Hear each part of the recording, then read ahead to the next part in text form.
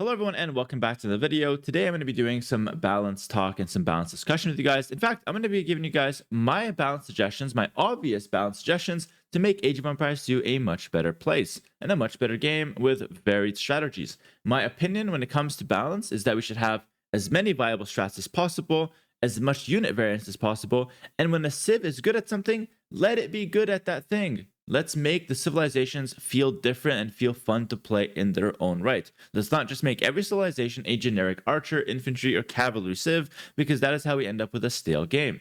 I also don't like when one strategy is clearly better than other strategies, and I'd love for a variety of units and strategies to see play. I am all for variety, and that is exactly what I'm going to be hoping to get with my balance changes. I'm going to go through them pretty fast, and we're going to have no editing for this video.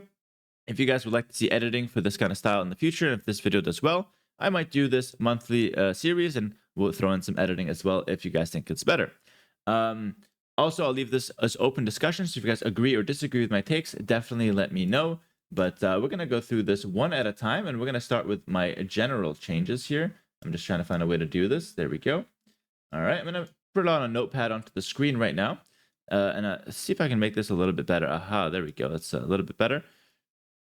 Okay, so here are my general changes. Now, I've put this here for context so you guys can watch along. But basically, the militia line is currently way too slow. And it's by far the unit line, the main unit line, that sees the least play in early game with men-at-arm, drush, and all those like early infantry strategies, all the way to late game with champion. They barely see play. And this is after we gave them gambesons, after we made the upgrades take less time to come in.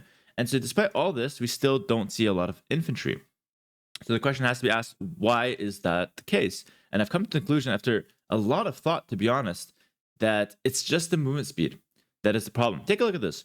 Archers, skirms, and hand cannoneer move at 0.96. Eagle Scout moves at 1.3 up to 1.1 up to 1.3 with upgrades. Pikemen or spearmen is at 1. Militia is at 0.9 and villagers at 0.8. So militia is only faster than a villager. That's it. Everything else is faster. And obviously, when Squires comes in, this becomes 0.99 after Squires, making them faster than the Archer line. But they're not that much faster, and they still die in Castlage, even with Squires. So, it's not that, strong of an upgrade to where, the relationship changes once Squires comes in. Not really. It's still like Archers and Hen Cannoneer hard countering the Militia line.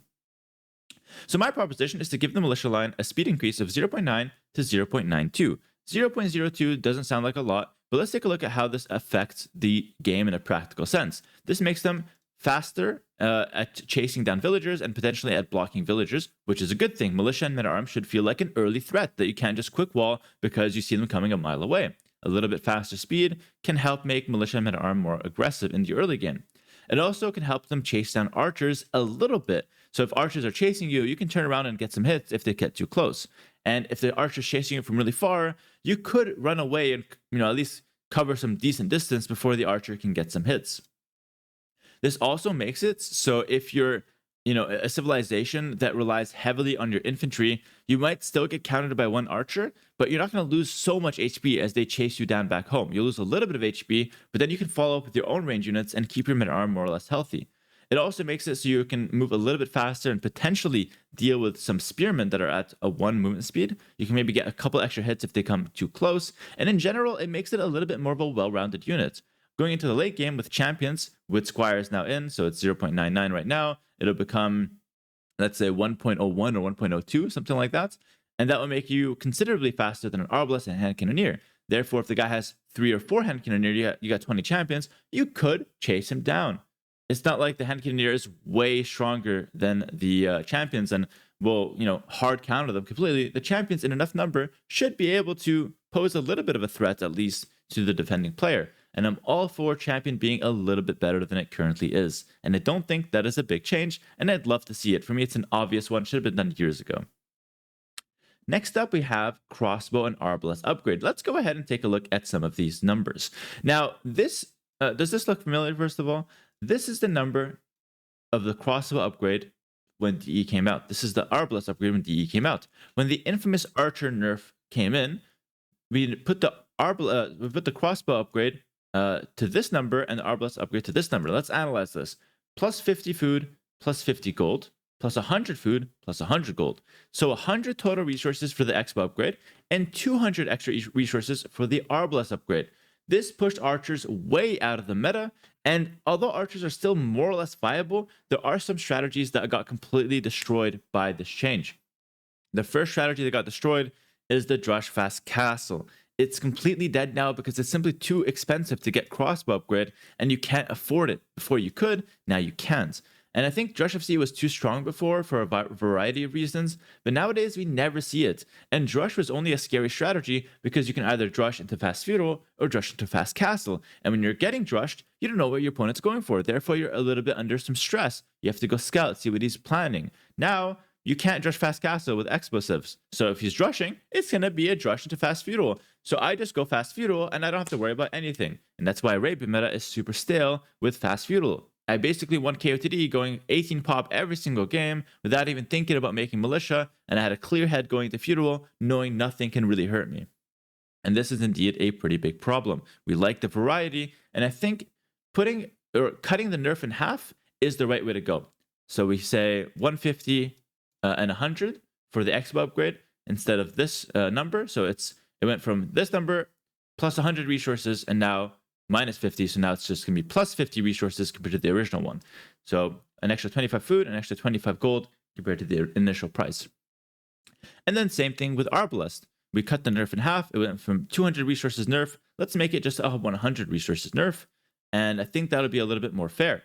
But because I don't like to make big changes, and I hate double buffs or double nerfs, it absolutely pisses me off because it goes from a unit being strong to a unit being useless, or a unit being useless to a unit being overpowered. I hate that. Let's start with just one. Let's start with the Expo upgrade, see if that helps a little bit, get archers back in the meta. And if it does, then it's fine. Keep the Arbalest at this upgrade. All right? And if it doesn't, and the Expos still need a bit more, then put it back here. It's unlikely if we make this change that Expos will suddenly be broken. That this is good. We don't want Expo to be broken, and we need Expo to be viable. So this is, in my opinion, the one general change that has to happen. We start with just one, and everyone is happy. Moving on to the next one. I showed you guys two there. We have towers costing less wood. Currently, they're at 50 wood and 125 stone. I suggest we make them 25 wood and 125 stone. This is my reasoning. This was actually the original cost of the tower before Definitive Edition. It got nerfed because towers were a bit too, broken. But the reason towers were really strong before is because they had the full HP in Feudal Age. Now they have less HP, and they get back their HP in Castle Age, and this is, of course, the Watchtower. When you upgrade Guard Tower, they get extra HP. So the Watchtower has less HP now in Feudal Age than it did in the past. But of course, we had to double nerf the tower because double nerfs are clearly great for the game. So we made it from towers being strong to towers costing more, and then towers having less HP in Feudal. The double nerf took towers completely out of the meta. Hera, why is it scouts and archers every game in Arabia? Let's think for a second. Because nothing else works. Because the tower is way too expensive. The flank makes a tower. Oh, goodbye. Enjoy the tower, buddy. Take care. Go into your pocket. He has to make a tower. He's dead. Go to the next guy. Scouts and archers, baby. Wins every time. This is why. Because we double nerfed the tower. Let's bring back the cost to 25 wood. I highly doubt it's going to be problematic. The tower still has less HP in Feudal Age. And let's be honest. If you're attacking with a tower rush and you have cheaper towers, the guy defending can have cheaper towers as well. He just has to, invest into making more towers. Now when I get tower rushed, I let the guy make towers. They're so expensive. I'm just making army and I'm counterattacking, and it's so easy every time I win against tower rush. Can't remember the last time I lost with tower rush. Actually, just kidding. It was an NAC. That's okay. That's my fault.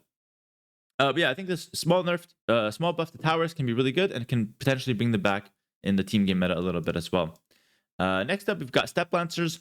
Now, there's a strategy, the Mongol FC Step Lancer, that's really broken and super cheesy, and I want to nerf it a little bit. I also think Step Lancers are not broken in mid-late game. I think they're just broken in early castle. So I suggest a small increase of their gold cost, making it a little bit harder to do those cheesy fast castle strategies. This will basically have no impact on Step Lancer in mid-game. This is just to nerf the early game strategies, and it will barely do that. But I think it's reasonable to put one or two less Step Lancers on the field, or at least make it harder to afford the first 6 Step Lancers, if that makes sense. Again, a small nerf, but I'm the kind of guy that likes the small nerfs and small changes at a time. And I think that's it for my general changes, actually. Yep, that's it for my general changes. Let's move on to my Civ-specific changes now.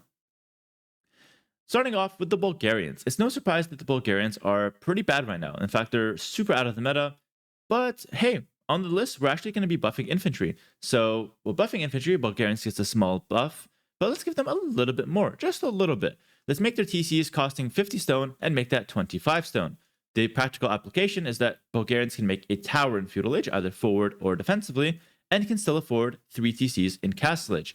Also, for those wondering, oh, we can't have a building that shoots arrows when garrisoned that doesn't cost any stone, Hera. Are you crazy? Yeah, I'm crazy. The fortified church is literally that. So I don't want to hear it, guys. 25 stone TCs are not broken, and I highly doubt it's going to be more broken than the fortified church, which costs 0 and lets you produce monks. Let's be real here, and let's think about the game holistically. This is a small buff to Bulgarians, which can make them a little bit stronger in the mid game as well, allowing them to spam TCs at low cost, helping their late game out a little bit against raids. I like it. It's a small change that can help out. Next, we have Georgian's Manaspa. It's a little bit too strong right now, but since it's a new civ, I don't want to hard nerf it. I suggest we take off 1 melee armor, taking them from 5 melee armor to just 4, which is still pretty good, and let them take longer to produce. I don't have a number for this because I don't know how much longer, but I think like 3 to 4 seconds each Manaspa, or extra time, is a reasonable nerf. Manaspas obviously need to be massed, so they can't take too long to produce or else the unit is useless. It's a unit that gets better when you have more around it, so it gets more attack. So I suggest we nerf them a little bit and make them a little bit better, like weaker against Halbs and other Paladin, but we make them take a little bit longer to produce, so it's not as oppressive, and I think the unit would fare pretty well after these changes. So a small double nerf, but a very small double nerf, not a big double nerf. I think this is reasonable. And if it's too much, start with one or the other, no problem. All right, Huns. They get Step Lancer. And yeah, this is a pretty big one, but they don't get the elite upgrade, but they get the Step Lancer at the same discount of their Cav Archers. Boom! Now that makes Huns exciting. I might pick Huns after this. That sounds, look at this, more options, viable options, not broken because it doesn't scale well. I really like this. So I think this, combined with this nerf, maybe you can even make this 10 gold, would make Step Lancers for Mongols weaker and Step Lancers overall weaker with the cheesy strategies, but give Huns a pretty reasonable option in the mid game to spice them up a little bit. This could be interesting. Huns don't get camo, so giving them Step Lancer makes their stable a little bit more viable. And honestly, remove the horse and nomad. It's terrible. It's so cheesy. Like, what is even that? Like, come on. All right. Sicilians. Dungeon can be made in Dark Age, but shoots no arrows. This lets you actually use the dungeon bonus that counts as a barracks. Now, if you go up in a pro game and you want to make a dungeon first, which takes forever, then you want to make a stable, you're dead. I thought it'd be decent at first. It's terrible. You don't have time. And half the time you just die before your dungeon even comes up because it takes so long to make. Let us make the dungeon in Dark Age. We can make it with 1 vil. Then when you get to Feudal, we can drop the stable right away. And our dungeon can act as a tower because it shoots arrows and lets us make spearmen and sergeants.